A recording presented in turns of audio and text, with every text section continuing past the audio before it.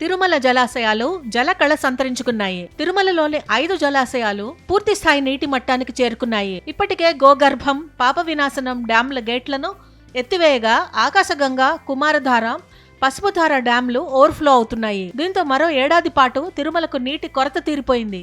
ఆగ్నేయ బంగాళాఖాతంలో ఏర్పడ్డ అల్పపీడనం ప్రభావం తిరుమల నీటి అవసరాలను తీర్చింది. ఎడతెరిపి లేకుండా కురిసిన వర్షాలతో తిరుమల గిరుల్లోని డ్యాంలకు జలకళ వచ్చింది.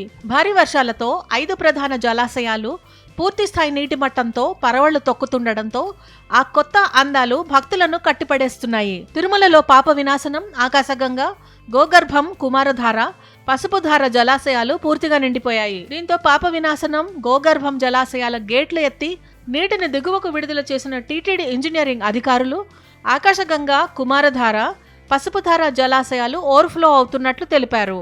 ప్రస్తుత నీటి నిల్వలతో తిరుమలకు 355 రోజుల తాగునీటి అవసరాలు తీరినట్టే.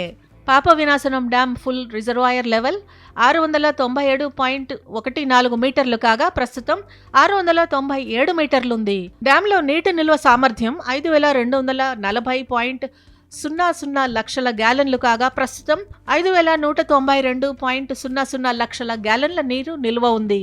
అల్పపీడనం ప్రభావంతో ఆగకుండా కురిసిన వర్షాలు తిరుమల జలాశయాలను పూర్తిగా నిండుకుండలా మార్చాయి.